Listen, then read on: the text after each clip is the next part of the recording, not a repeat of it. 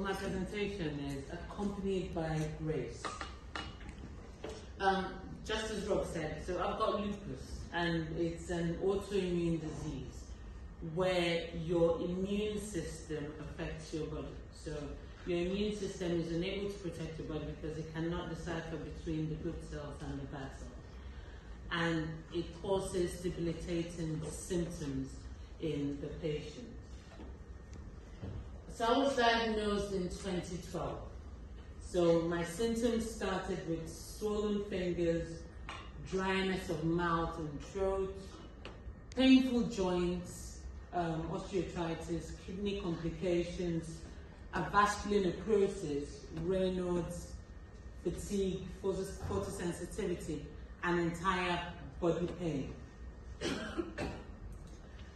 It goes with a lot of treatments. So we have immunosuppression treatments like mycophenolates, azathioprine, cyclophosphamide infusions, lots of steroids to help reduce the inflammations, then biological treatments, which is what I'm on now.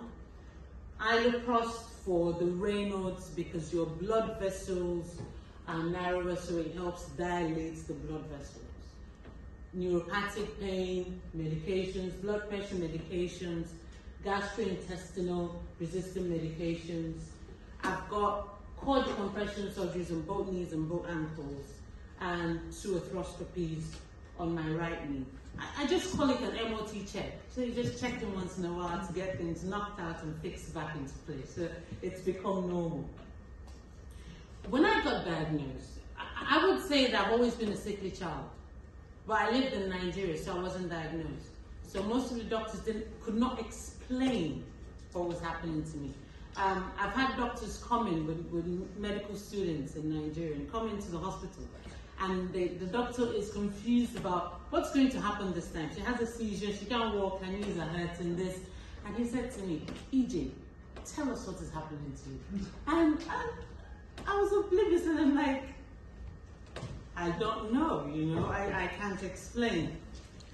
But Grace brought me to England, and when I got diagnosed, I was in hospital after a seizure, and the doctor called my mom and my uncle and said, I'll need to have a chat with both of you about lupus. And the truth is, when I was diagnosed, I knew nothing about lupus. I came back from hospital, I said to my mom, after having a child, I came back, I said to my mom, the doctor said I had lupus, and maybe it's implicated, my kidneys are affected. And my mom said, nothing is wrong with your kidneys in Jesus' name. And I said, amen, I agree, you know. A few weeks later, my face dropped, I was swollen, my kidneys, I was leaking protein, I had seizures, so things moved really quick. So the doctor called my mom and my uncle, who sadly has passed now, and said, EJ would need a lot of support. She would need you now, she would be dependent on you. And he turned to me and said, stress is something you need to avoid. And most especially, 2 types of stress, finance and romance. And not good, you know. I wasn't in the state of romance at that because I was trying to live. I needed to be alive to have that romance. Finance, yes, I had a toddler that needed diapers and clothes. So it was a tricky conversation, but I had to listen. So now, life of dependency and disability. I was in my mid-20s, and I wouldn't say just from a culture. At that age, you're meant to care for your parents, not the other way around. But I had to be cared for. Cared for in the sense I had to be cared for even in bed.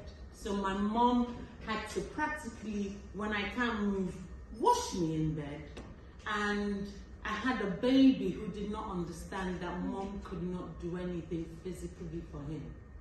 So it was, ambition stopped. I came into England to do my master's. So I already had a degree in psychology. I had a master's in applied psychology. But I could do nothing because I was just trying to be alive. Life was what was important. my life revolved around hospital, the church, and my home. So at the beginning of my diagnosis, I just had my 2 years work permit after doing my master's. But I couldn't work to increase that work permit to stay in England. So my mom had to do an application for me. At the first, the application was denied. We needed to go to court to prove that I could not survive in Nigeria with the amount of medical help I needed. I remember going to court and the judge said to my mom, so what would you do if we send her back to Nigeria? Would you go back with her? And my mom said to him, I don't have a job in Nigeria. Her whole life will be on medications and I can't afford it. Sending her back will be sending her back to die. Is that what you want? Luckily for us, I got that application and I was given leave to remain. However, that was not the end of my immigration crisis in England. So normally when they give you 120 months leave to remain, you have to renew every 2.5 years. So towards the end of my first 2.5 years, I had to renew. But before then, we moved to Bolton. My health was so bad, my mom had to stop work. So I wasn't working, she wasn't working. She had to apply for carer's allowance. But that wasn't enough to take care of me, my toddler, and herself. So we had to apply to remove the clause in your leave to remain, which says no recourse to public fund. We needed to apply for that to be removed so that I'll be able to apply for PIP, disability living allowance, so that we could survive. So we had to remove that. Then I had to reapply to renew my stay. What happened with that application was I applied for a visa waiver and it was refused, so I had to send back an application. In the bid to send back that application, I sent it back and my stay, so the border control had that my stay had overstayed, but my application was in the Home Office. So I got written a letter that I have overstayed in England and I run the risk of being deported. I grew this phobia for brown envelopes. So whenever a brown envelope comes into the letter hole, my heart skips. Am I going back to Nigeria? Am I going back to die? You know? And my application was caught during the Windrush scandal. So the Home Office had a backlog of applications to go through. So I had to go to the deportation center in Salford and report myself and sign in. So you do it 2 weeks, then they move it to like a month, 3 months. And I've had the officer say to me, you don't need to be here, but unfortunately, this is what we've been told to do. So in the course of you coming in, if your application comes back, just call us and let us know. I've had situations where I've had a hospital appointment and I had to report. I'll tell my hospital appointment, can you move my appointment a bit? I need to report to the center and go back and forth. It was a harrowing experience. I laugh when I look now, but I know it was a harrowing experience because there was a day I was in the toilet and I was crying. I held the toilet seat and I said to my mom, I think it's better I go back to Nigeria and just die peacefully. And my mom looked at me with tears in her eyes and she said, what about me? You know, so my application stayed in the Home Office for a year before it was sent back. So I didn't know, am I going, am I coming? And that in its own affects the disease. So it's not just the disease that I was working with, it was affecting everything within me. My immune system was shutting down, I was breaking up, my Raynaud's were worse, I was having blood infections and all that. I felt useless. I felt useless as a human, as an adult that was meant to be in my functional age. You know, all my friends had a job doing something. Oh, I'm doing this, and they say, what are you doing? I'm like, I'm unwell. I felt useless as a daughter. I remember one of my cousins calling me and like, how are you? And I broke down in tears and I said, I am meant to be the one taking care of my mom. but it's the other way around. She wakes up in the morning, gets my son up, gets him ready for school, gets me a smoothie and puts it right beside my bed, goes, takes him to school, comes back, checks on me. If I need the shower, she gets me showered. I can remember when I had to cord compression on both knees and both ankles, and I was in agony. I came back. I had to hit the stick on the wall for her to come help me. So I felt so useless that I couldn't help myself. As a mother, I felt worse. I had my son one day taking him back from school, and he wanted to press the button on the road, and it's been pressed already. And a 3-year-old wanted to press it, and I had to drag him, and he was on the streets like, I started crying. I yelled his name, I was in tears. But the tears was, why can't I just pick this boy up and go home? But I had a stick in one hand, I had his lunchbox, and I was dragging him. So I felt useless. I felt that, what has my life amounted to? However, in the darkest of times, faith anchored. It might look dark, but there was that light that was still there even when it was so dark. Although I felt in the dumps, faith gave me hope, even when it felt hopeless.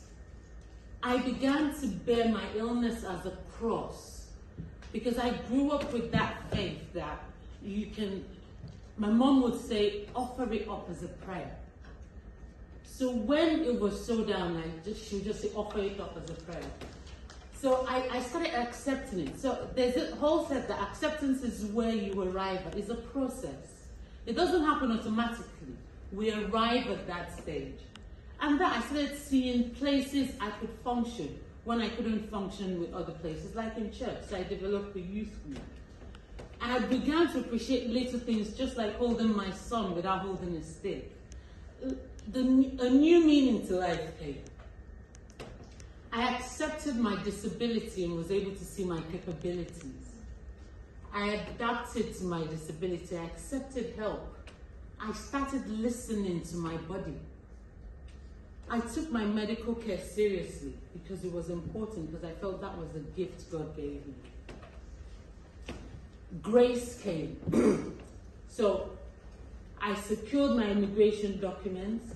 I had access to medical help, access to public funds. I began to volunteer. So immediately my papers came, life came back into my life. I could walk freely. I could now volunteer and do DBS checks without saying, oh, I can't do DBS checks, you know? So my immigration crisis exacerbated my health. But when that part calmed, I had a lease to life. A huge weight went off my shoulder. So I got a part-time job as a learning support assistant at Wapudo. I began to build my strength. I began to believe that there was more to my life than just lupus. Healing. So I call healing is not the absence of having lupus, but access to medical help for me. It's learning to thrive each day, taking my struggles as it comes, learning to understand my pace and work with it. So one model of tragic optimism talks about affirmation of the meaning and value of life, accepting the things that I can change. And that's where the serenity prayer comes in. Lord, grant me the serenity to accept the things I can change, the courage to change the things I can, and the wisdom to know the difference. Self-transcendence, serving a higher purpose. I think faith gave me that higher purpose to know that there's something more to play here. There's something more than me here. I might be in pain, but there is more to life. And that there's someone up there taking care of me that has not forgotten me. Faith in God and trust in others. I have this wonderful relationship with my mother. She sends me nuts sometimes, but she's that perfect face that stays right beside me. I had a seizure and I woke up crying. At a 27-year-old woman, I woke up, I said, I want my mommy, I want my mommy. That woman is a blessing, you know. So trusting her, trusting the medical system, and faith in God. He's kind of surrounded me with positioned me where people help me. Courage in the face of adversity. So when lupus felt like lupus closed the door, somewhere God opened the window. So I put this picture of Maria and the Sound of Music when she was walking out from the monastery. And she said, she was looking at the cross and she said, when the Lord closes the door, somewhere he opens the window. So lupus felt like it closed the door to some dreams, but opened the window to psychology, MSc in counseling and positive psychology. A therapist now, doing my PhD on lived experiences. And I will not leave without advertising that I'm looking for participants. So if you know anyone that has lupus, please scan the code and share with them. My professor is driving me mad to get more participants. Thank you very much.